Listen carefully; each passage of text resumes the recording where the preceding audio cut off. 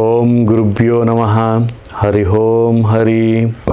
ನಮಸ್ತೆ ನನ್ನ ಪ್ರೀತಿಯ ವೀಕ್ಷಕರೇ, ನಾನು ನಿಮ್ಮ ಡಾಕ್ಟರ್ ಪಂಡಿತ್ ಶ್ರೀ ಸಿದ್ಧಾಂತ ಅರುಣ್ ಶರ್ಮ ಗುರುಜಿ.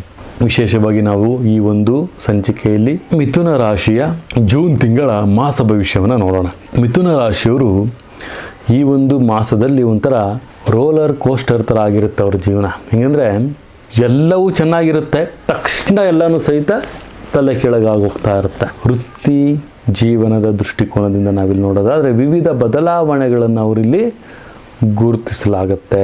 10ನೇ ಮನೆಯಲ್ಲಿ ರಾಹುವಿನ ಒಂದು ಉಪಸ್ಥಿತಿ ಇವರಿಗೆ ಪೂರ್ತಿಯಾಗಿ ಇರೋದರಿಂದ ಕೆಲವೊಂದು ಕೆಲಸದಲ್ಲಿ ಆಯಾಸಗಳಾಗುವಂಥದ್ದು, ಕೆಲಸದಲ್ಲಿ ಕೆಲವೊಂದು ಬೆಳವಣಿಗೆಗಳಾಗುವಂಥದ್ದು, ಕೆಲವೊಂದು ಅಸಾಧಾರಣವಾದಂತಹ ಮೇಲುಗೈಯನ್ನು ಸಾಧಿಸುವಂತಹ ಬೆಳವಣಿಗೆಗಳು ಸಹಿತ ಇಲ್ಲಿ ಕಂಡುಬರುತ್ತೆ. ವೇಗ ಮತ್ತು ದಕ್ಷತೆಯೊಂದಿಗೆ ಇವರು ಉತ್ತಮವಾದಂತಹ ಸವಾಲುಗಳನ್ನು ಇವರು ಪಡೆದುಕೊಳ್ತಾರೆ. ಮತ್ತು ಕಾರ್ಯದಲ್ಲಿ ಧರ್ಮದ ಮಾರ್ಗದಲ್ಲಿ ನಡೆಯುವಂಥದ್ದು ಮಿಥುನ ರಾಶಿಯವ್ರದ್ದಾಗಿರುತ್ತೆ. ವಿದ್ಯಾರ್ಥಿಗಳಿಗೆ ಒಂದು ಭರವಸೆಯ ಭವಿಷ್ಯವನ್ನು ಸಹಿತ ಇಲ್ಲಿ ಹೊಂದಿರ್ತಾರೆ.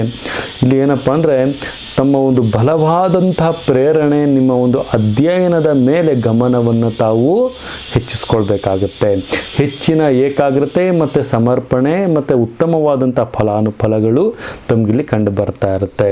ಮತ್ತು ರಾಹು 10ನೇ ಮನೆಯ ಒಂದು ಉಪಸ್ಥಿತಿಯಲ್ಲಿರೋದ್ರಿಂದ 5ನೇ ಮನೆಯ ಮೇಲೆ ಮಂಗಳನ ಪ್ರಭಾವ ಸಹಿತ ವಿಶೇಷವಾಗಿ ಪ್ರಸ್ತುತವಾಗಿರುತ್ತೆ. ಅದು ತಮಗೆ ಒಂದು ಅನುಕೂಲವಾಗಿರುತ್ತೆ.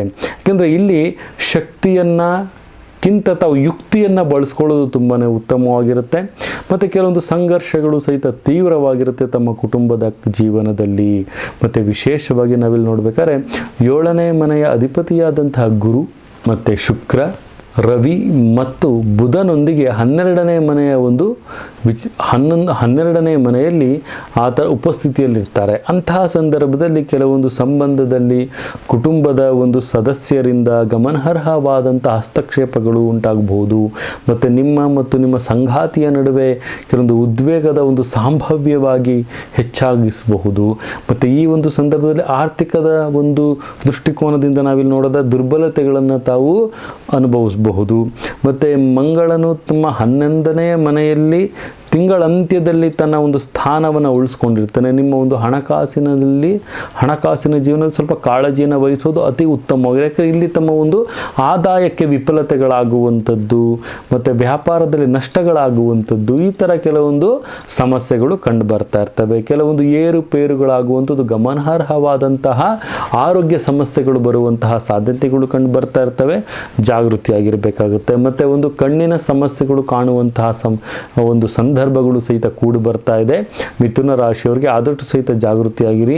ಮತ್ತು ಜೀರ್ಣಕ್ರಿಯೆಯ ಸಮಸ್ಯೆಗಳು ಸಹಿತ ಕಂಡು ಬರುತ್ತೆ. ತಾವೇನಪ್ಪ ಮಾಡ್ಬೋದು ಅಂದರೆ ವಿಷ್ಣು ಸಹಸ್ರನಾಮವನ್ನು ಪಠನೆ ಮಾಡೋದ್ರಿಂದ ಅತಿ ಉತ್ತಮವಾದಂತಹ ಫಲಾನುಫಲಗಳು ತಮಗೆ ದೊರೀತಾ ಹೋಗ್ತವೆ. ಈ ಒಂದು ಮಾಸದಲ್ಲಿ ತಾವು ಆದಷ್ಟು ಸಹಿತ ಕೇಸರಿ ಬಣ್ಣವನ್ನು ಯೂಸ್ ಮಾಡಿ.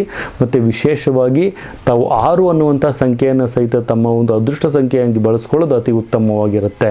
ಮತ್ತು ತಾವು ಜಾಗೃತಿಯನ್ನು ವಹಿಸಬೇಕು. ಅದಕ್ಕೆ ಸ್ಟಾರ್ಟಿಂಗ್ ಹೇಳಿದೆ, ಈ ಒಂದು ಮಾಸ ತಮಗೆ ಒಂಥರ ರೋಲರ್ ಕೋಸ್ಟರ್ ಥರ ಇರುತ್ತೆ. ಉಪ್ಪರ್ ಜಾಯಗ ನೀಚೆ ಆಯಗ ಐಸಾ, ಅರ್ಥ ಆಗ್ತಿದ್ದಿಲ್ಲ. ಎಲ್ಲ ರೀತಿಯಲ್ಲೂ ಬೆಳವಣಿಗೆಗಳು ಕಂಡು ಬರ್ತಾ ಇರ್ತವೆ. ಜಾಗೃತಿಯಾಗಿ ಅಂತಲೂ ಸಹಿತ ನಾನಿಲ್ಲಿ ತಿಳಿಸ್ಕೊಡ್ಬೋದು ನನ್ನ ಪ್ರೀತಿಯ ವೀಕ್ಷಕರೇ.